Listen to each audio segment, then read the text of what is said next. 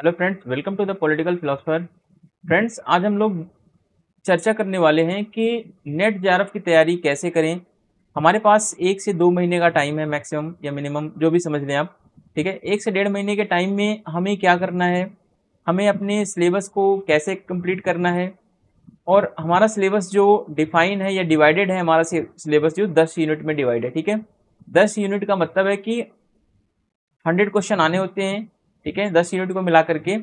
तो 10 यूनिट में से हमें कौन कौन से यूनिट पर ज़्यादा फोकस करना है या कौन सी यूनिट पर कम फोकस करना है, या किन चीज़ों को हमें जो आती है उनको लेफ्ट करना है, स्किप करना है, और दूसरी चीज़ों को हमें अच्छे तरीके से पढ़ना है, इन सब चीज़ों पर हम आज यहाँ पे चर्चा करेंगे। तो पहला यूनिट जो हमारा है पॉलिटिकल थ्योरी का है। ठीक है, जिसमें हम कॉन्सेप्ट को देखते हैं। कॉन्सेप्ट के बाद फिर पॉलिटिकल ट्रेडिशंस को देखते हैं कुछ, जिसमें हम कुछ लिबरलिज्म या फिर कह सकते हैं कि कुछ ये विचारधाराएं हैं, इन विचारधाराओं को पढ़ते हैं। उसके बाद हम सेकेंड यूनिट में देखते हैं हमारा पॉलिटिकल थॉट है। ठीक है, पॉलिटिकल थॉट में बेसिकली वेस्टर्न पॉलिटिकल थॉट को पढ़ते हैं। ठीक है, जिसमें हम सिलेबस को चर्चा करेंगे क्या क्या है हमारे सिलेबस में। फिर हमारा थर्ड यूनिट जो होगा वो इंडियन पॉलिटिकल थॉट पे होगा। तो इसमें हमें कौटिल्य वगैरह को पढ़ना होता है। ठीक है, तो वहाँ पे हम थर्ड यूनिट में इंडियन पॉलिटिकल थॉट को पढ़ेंगे। एंड हमारा जो फोर्थ यूनिट होगा कंपैरेटिव पॉलिटिक्स एनालिसिस पर होगा। ठीक है, कंपैरेटिव पॉलिटिकल एनालिसिस पर होगा। मोस्ट इंपॉर्टेंट यूनिट है, बट ये छोटा सा यूनिट है, हम इस पे यहाँ पे चर्चा भी करेंगे। फिर हमारा जो इंटरेस्टेड सबसे अच्छा मुझे यूनिट लगता है वो है इंटरनेशनल रिलेशन के ऊपर। ठीक है, इंटरनेशनल रिलेशंस में कुछ हम अप्रोचेस को देखेंगे।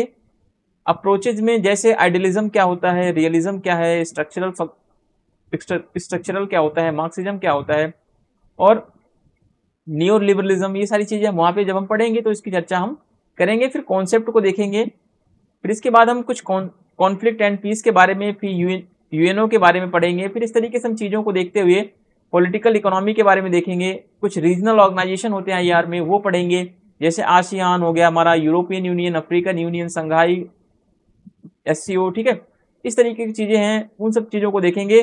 फिर कुछ कंटेम्प्रेरी चैलेंजेस हैं, जैसे कि क्लाइमेट चेंज हो गया, टेररिज्म पर हो गया, ह्यूमन राइट्स हो गए, मार्जिनल माइग्रेशंस वगैरह हो गए थे, रिफ्यूजी का मुद्दा जो है, ये सब चीज़ों को हम देखेंगे अपने यूनिट 5 में।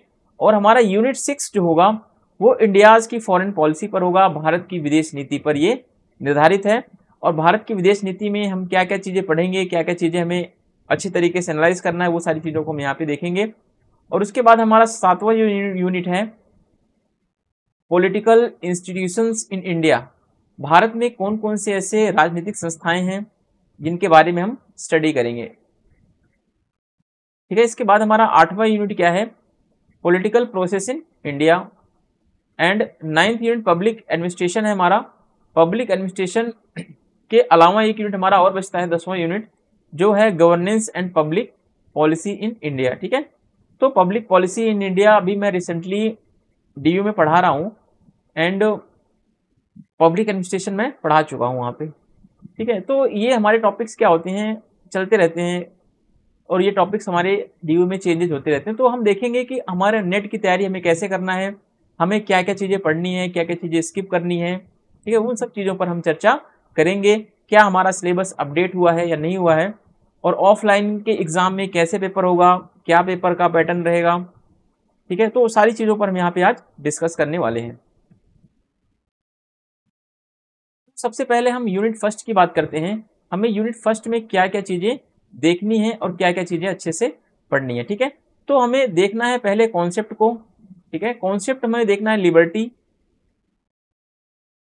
देखिए, लिबर्टी पे एक क्वेश्चन हमेशा फिक्स होता है कि आना ही आना होता है, क्योंकि हमारा जो पॉलिटिकल थ्योरी वाला पार्ट है, पॉलिटिकल थ्योरी को 2 पार्ट्स में डिवाइड किया गया है। एक तो कॉन्सेप्ट वाला पार्ट हमारा हो गया, दूसरा हमारा पॉलिटिकल ट्रेडिशंस वाला पार्ट हो गया। ठीक है, तो हम कह सकते हैं कि 5 क्वेश्चन यहां से पूछ सकता है और 5 क्वेश्चन यहां से पूछ सकता है। ठीक है, यानी कि टोटल पॉलिटिकल थ्योरी से कितने क्वेश्चन आने हैं, 10 क्वेश्चन।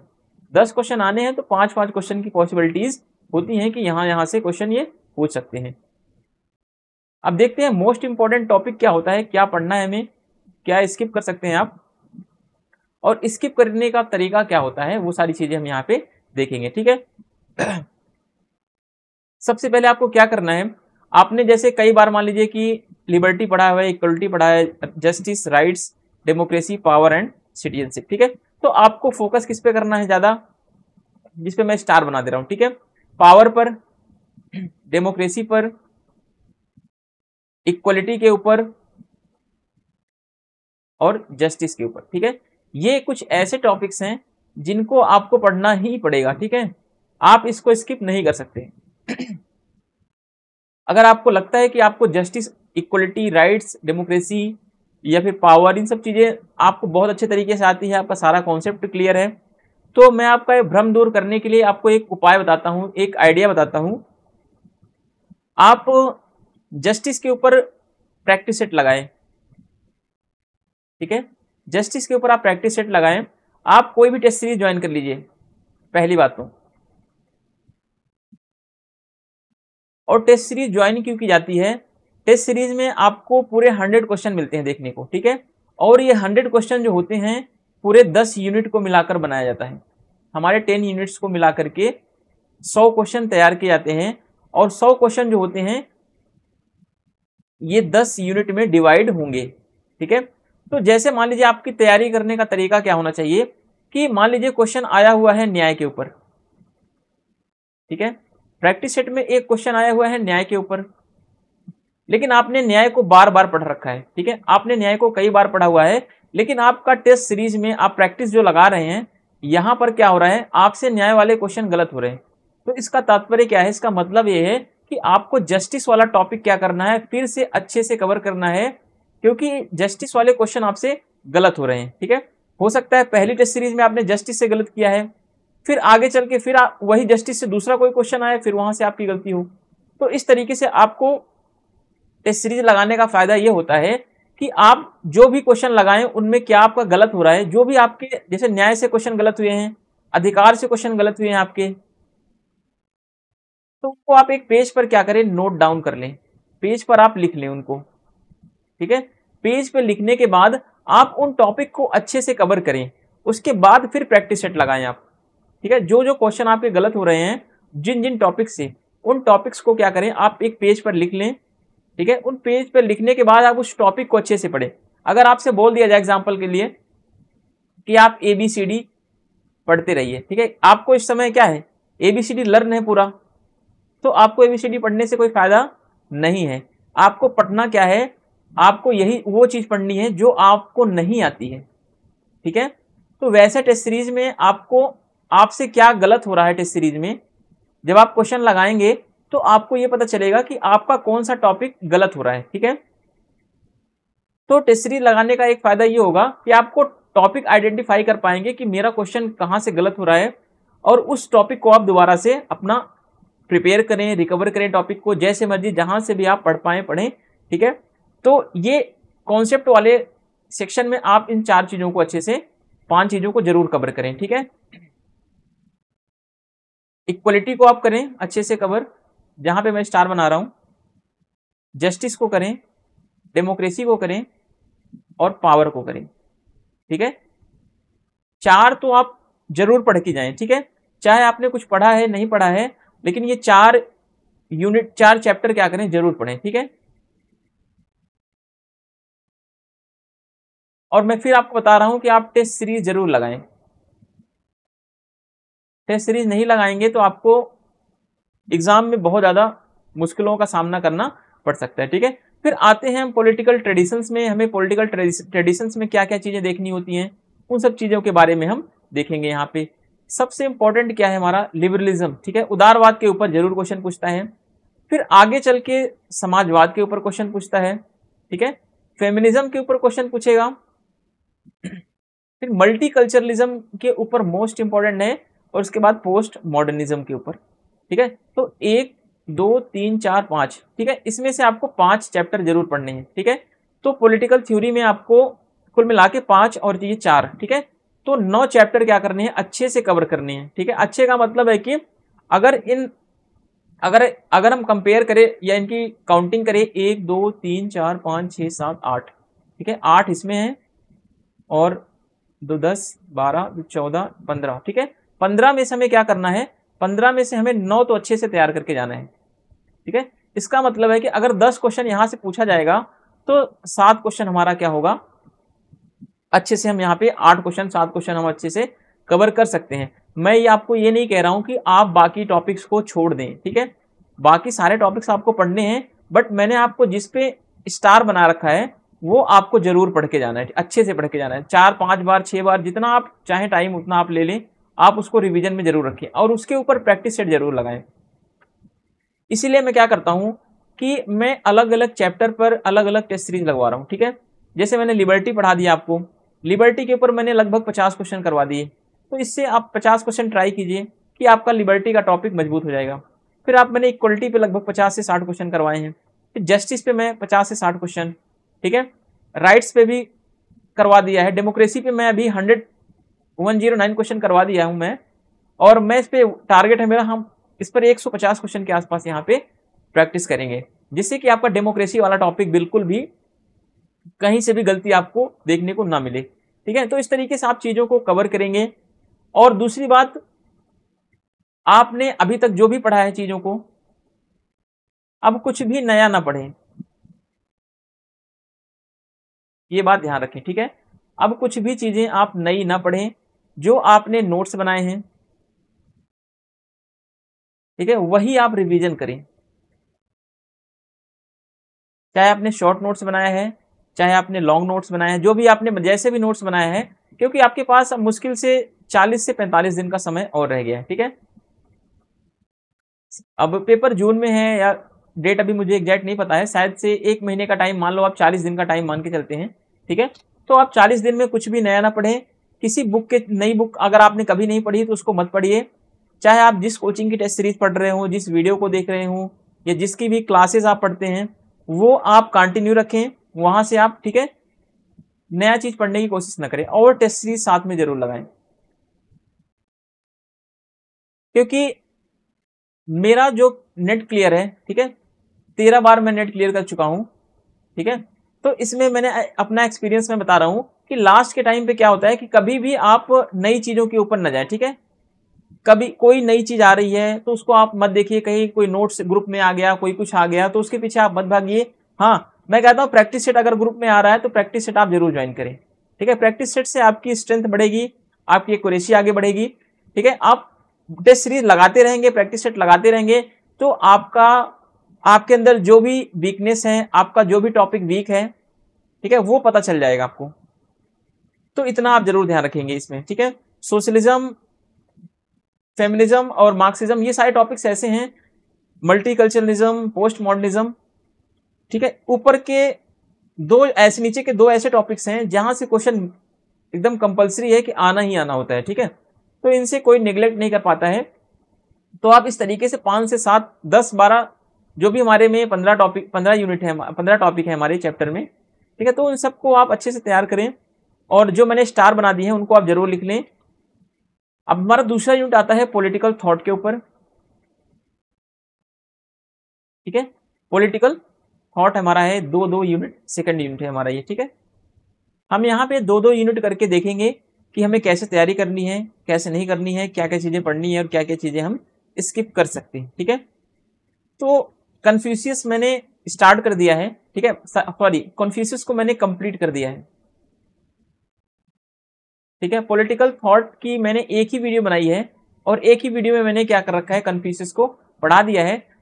आपके लिए इंपॉर्टेंट क्या है, प्लेटो है, ठीक है, एरिस्टोटल है, हॉब्स है, लॉक है, रूसो है, ठीक है। फिर मैरी वॉलस्टनक्रॉफ्ट आपके लिए इंपॉर्टेंट है, ग्रामसी इंपॉर्टेंट है, हन्ना अरेंट,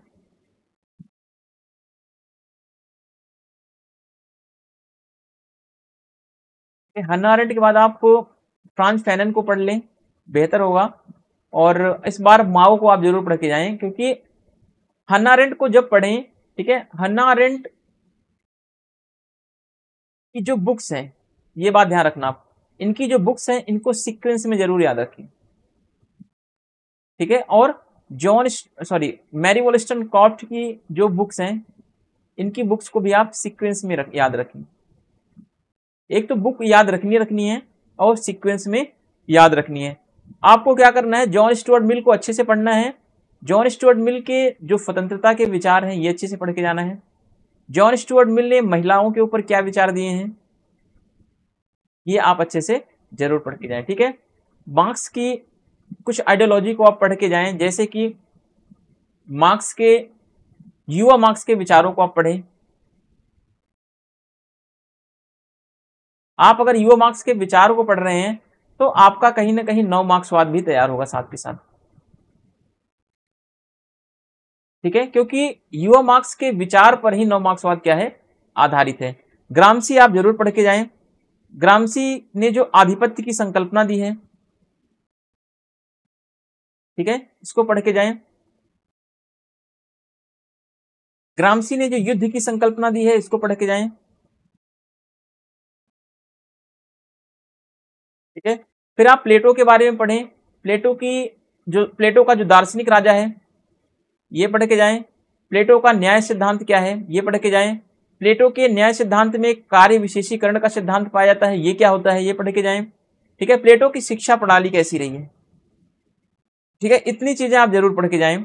और कुछ प्लेटो की बुक्स आप याद रखें।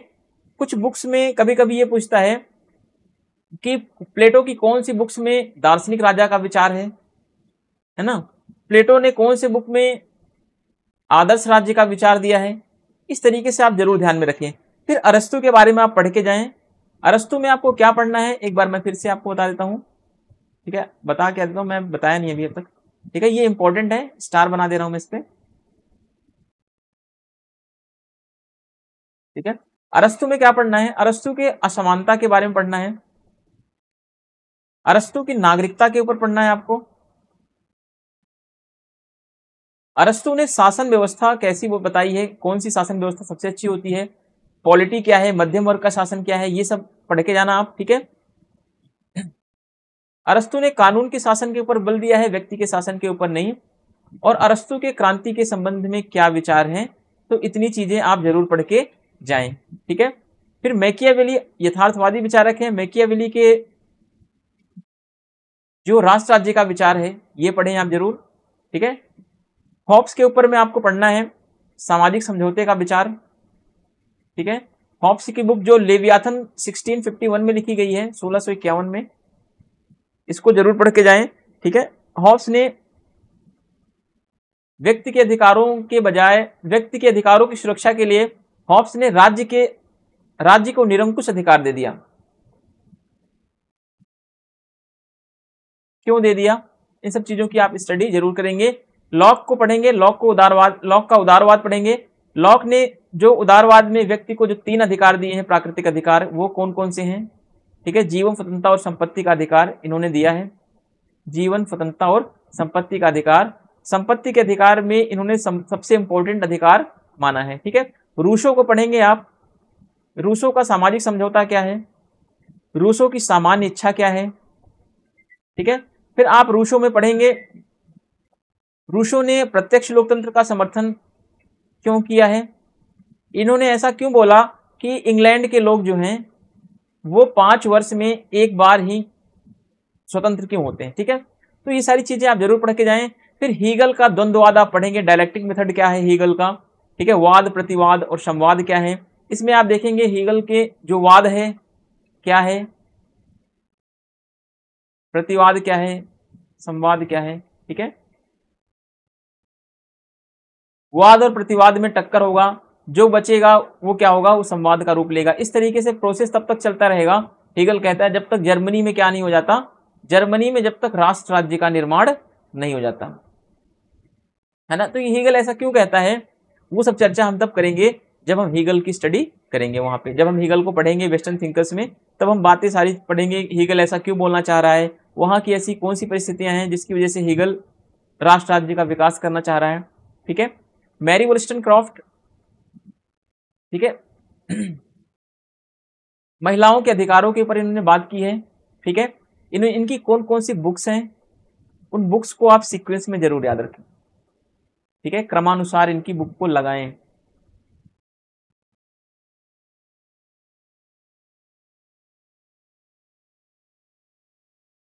फिर मैरी वोllस्टनक्राफ्ट के अधिकारों को लेकर के क्या बात की इन्होंने, सॉरी महिलाओं के अधिकारों को लेकर क्या बातें करी हैं, ठीक है, ये बात आप जरूर ध्यान रखेंगे। फिर जॉन स्टुअर्ट मिल आप जब पढ़ेंगे, मिल के बारे में आप क्या स्टडी करेंगे, मिल के स्वतंत्रता संबंधी क्या विचार थे, ठीक है। मिल ने स्वतंत्रता संबंधी विचार में जो दिया है हानि का सिद्धांत, हानि का सिद्धांत क्या है, आपको आगे क्या पढ़ना है, मिल्स ने, जॉन स्टुअर्ट मिल ने कौन कौन सी बुक्स लिखी हैं, इन बुक्स को सीक्वेंस में भी याद रखना है, ठीक है। मिल ने महिलाओं के ऊपर क्या बात करी है, महिलाओं के अधिकारों को लेकर, ये बात आपको ध्यान रखनी है। फिर मिल ने मताधिकार के ऊपर क्या बात की है, वोटिंग के ऊपर क्या बात की इन्होंने, है ना, क्या इन्होंने पढ़े लिखे लोगों को अधिक वोट देने का समर्थन किया है या कम देने का समर्थन किया है। मिल की मिल ने जो बेंथम के सुख और दुख में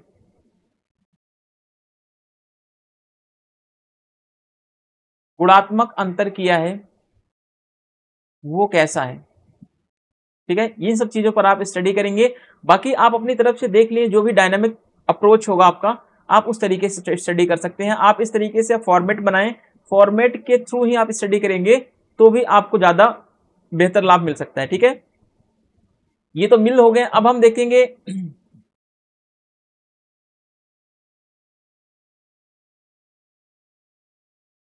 कार्ल मार्क्स के बारे में हमें क्या क्या पढ़ना है,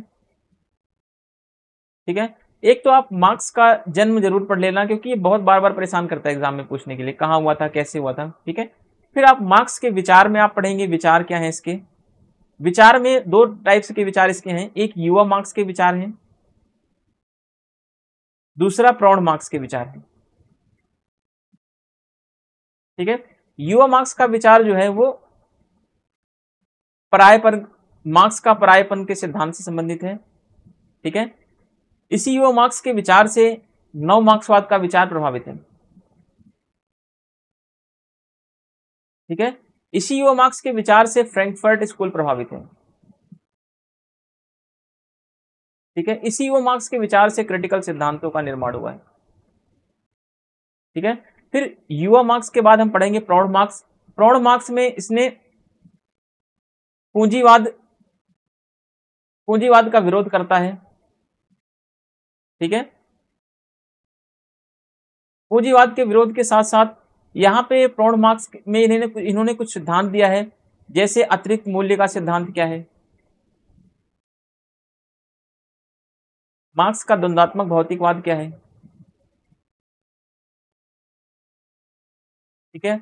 मार्क्स ने ऐतिहासिक भौतिकवाद की संकल्पना क्या है मार्क्स की। तो इस तरीके से मार्क्स के बारे में आप अच्छे से पढ़ेंगे।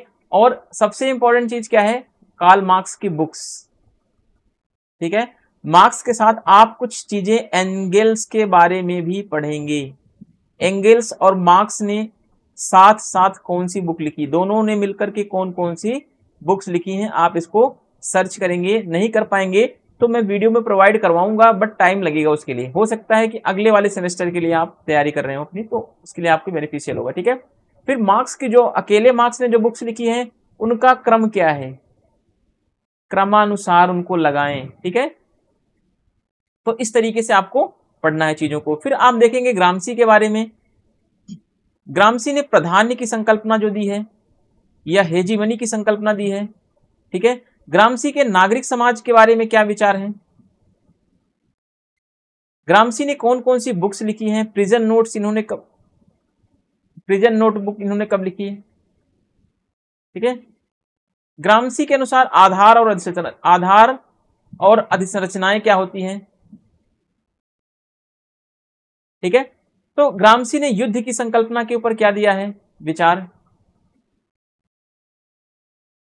इतना तो आप जरूर पढ़ना, ठीक है। ये सारी चीजें तो आपको पढ़ के जानी है, ठीक है। फिर उसके बाद हन्ना अरेंट के ऊपर, हन्ना अरेंट के क्रांति के संबंधी क्या विचार हैं, ये मोस्ट इंपॉर्टेंट है, ठीक है। हन्ना अरेंट का क्रांति का विचार, ठीक है। फ्रांज फैनन देखेंगे, फ्रांज फैनन के जो अल्जीरियाई क्रांति का इन्होंने समर्थन किया, उसके ऊपर क्या विचार है फ्रांज फैनन के। फ्रांज फैनन ने उपनिवेशवाद के लेकर के, जो रंग भेद को लेकर के, ठीक है, फ्रांज फैनन के ऊपर आप क्या देखेंगे, और रंग भेद, उपनिवेशवाद, क्रांति, ठीक है। इन तीन चीजों को आप अच्छे से पढ़ेंगे। और इनकी जो फेमस बुक है the Richard of the earth, धरती के अभागे लोग।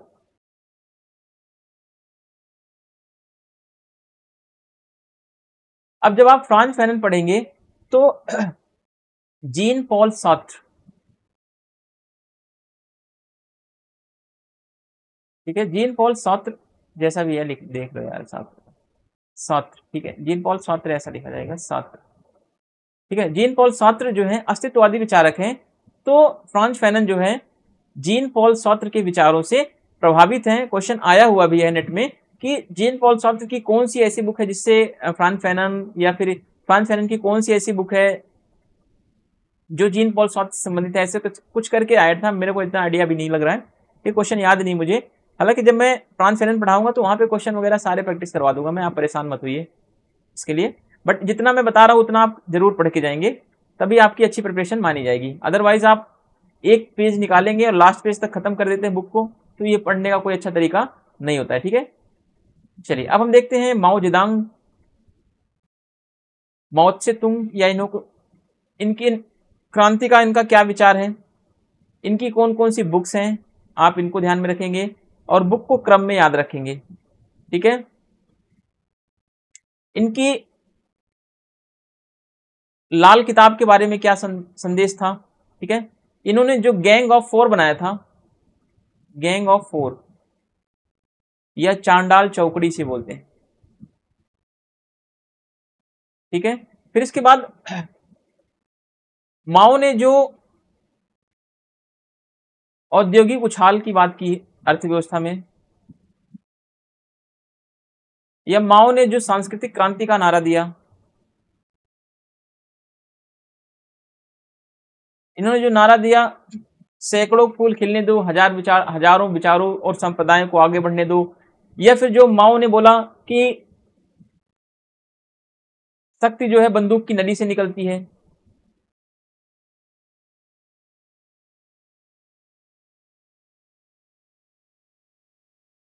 ठीक है। इस तरीके से माओ ने जो भी आइडियोलॉजी दी है उनको आप जरूर अच्छे से पढ़ के जाएं। ये तो डायमेंशन है आपके पढ़ने के, ठीक है। अब जॉन रॉल्स मोस्ट इंपॉर्टेंट है, रॉल्स को आपको नहीं स्किप करना है, ठीक है। रॉल्स का न्याय का सिद्धांत क्या है, रॉल्स के न्याय सिद्धांत में कौन कौन सी शब्दावली दी गई है, इनको याद रखना है, ठीक है। रॉल्स के न्याय सिद्धांत में अज्ञानता का पर्दा क्या है, वेल ऑफ इग्नोरेंस क्या है। फिर इसके बाद आपको क्या देखना है, और आपको देखना है कि एक सेकेंड,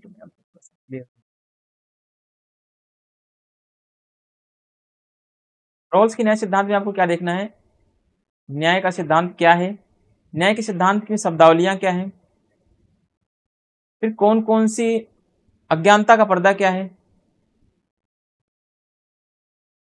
ठीक है। रॉल्स के न्याय में प्रक्रियात्मक प्लस तात्विक न्याय दोनों का मिश्रण पाया जाता है। रॉल्स कैसे विचारक हैं, उदार समतावादी विचारक हैं, ठीक है। और रॉल्स ने कर्तव्यों की बजाय अधिकार पर सर्वाधिक बल क्यों दिया, ठीक है। तो ये सारी चीजें आपको जरूर याद रखना है। रॉल्स की जो थियरी ऑफ जस्टिस है बुक इनकी जो 1971 में लिखी गई है, ठीक है, पॉलिटिकल लिबरलिज्म, ठीक है, आइडिया ऑफ जस्टिस इनकी नहीं है, अमर्त्य सेन की है, ठीक है। तो जो भी रॉल्स की बुक्स हैं उनको आप क्या करें, क्रम में याद रखें, क्रमानुसार याद रखें, ठीक है। तो ये तो इम्पोर्टेंट टॉपिक्स हो गए। और हॉब्स की भी बुक्स आप कुछ याद रखेंगे, ठीक है। रूसो की जैसे इमाइल बुक है, इसको भी आप जरूर याद रखेंगे। रूसो के शिक्षा के ऊपर क्या विचार है, शिक्षा के ऊपर क्या विचार है, ठीक है। तो ये सारी चीजें आप जरूर याद रखें। और ये तो पढ़ने का तरीका है। अगर आपका कोई टॉपिक कमजोर है या कोई टॉपिक आपको समझ में नहीं आता तो इस तरीके से समझें। बाकी पॉलिटिकल थ्योरी में मैंने सारा पढ़ा रखा है, सारे डायमेंशंस को मैंने वहाँ पे क्लियर कर दिया है, ठीक है। चाहे वो लिबर्टी का हो, इक्वलिटी, जस्टिस, राइट, डेमोक्रेसी, जो भी है, एवरीथिंग, ठीक है। वहाँ पे सब चीजें आपको क्लियर वे में पढ़ने को मिल जाएंगी, देखने को मिल जाएंगी। अगर आपको चीजें, आपसे गलती होती है क्वेश्चन वहाँ पे प्रैक्टिस सेट लगाते हैं तो आप वीडियो देख सकते हैं वहाँ पे जाके, मेरे टेस्ट सीरीज के, मेरे सॉरी पॉलिटिकल थ्योरी का एक प्लेलिस्ट मिलेगा, वहाँ पे आपको कंप्लीट थ्योरी पूरी पढ़ाई गई है। देन उसके बाद आपको पॉलिटिकल थ्योरी का ही एक टेस्ट सीरीज का प्लेलिस्ट मिलेगा, तो आप वहाँ से प्रैक्टिस भी कर सकते हैं। और मैंने ऐसे क्वेश्चन पुट किए हैं जो या तो एग्जाम में आए हुए क्वेश्चन होते हैं या तो क्वेश्चन आने की संभावनाएं होती हैं, ठीक है। तो आपको कोई टेस्ट सीरीज, अगर आपके पास कोई बुक है तो आप वहां से कीजिए, अदरवाइज आप घटना चक्र की बुक आती है, घटना चक्र नेट जेआरएफ के लिए आती है, ठीक है। वो आप ले लें, वो बेहतर, सबसे बेस्ट बुक होगी आपके लिए, ठीक है। वहां से आप प्रैक्टिस कीजिए। देन आप वहां से प्रैक्टिस करने के बाद ये देखें कि आपका क्वेश्चन किस यूनिट से, किस चैप्टर से गलत हो रहा है। जहां से आपका क्वेश्चन गलत होता है आप उसको नोट करेंगे पेज पे, ठीक है। नोट करने के बाद आप उस टॉपिक को अच्छे से क्लियर करेंगे। फिर उसके बाद आप आगे प्रैक्टिस सेट लगाएंगे और तब आपका पता, आपका क्या होगा, आपने जो टॉपिक क्लियर कर दिया होगा फिर नोट के थ्रू, वो आपका फिर आगे गलत नहीं होगा, ठीक है। तो इस तरीके से आप अपनी प्रिपरेशन को जारी रखें। अभी हमने यहाँ पे 2 यूनिट की चर्चा की है, आगे हम फिर 2 यूनिट करके नेक्स्ट वीडियो में चर्चा करेंगे। तब तक के लिए आप अपना 2 यूनिट कंप्लीट करें। 2 यूनिट कंप्लीट करने के बाद आप फिर 2 यूनिट पर जाएं। ऐसे ऐसे करके थोड़ा थोड़ा आप कंप्लीट करेंगे तो ज़्यादा बेहतर आपके लिए हो सकता है, ठीक है। मिलते हैं नेक्स्ट वीडियो में, तब तक के लिए आप अपना ध्यान रखें और प्रैक्टिस सेट जरूर लगाते रहें।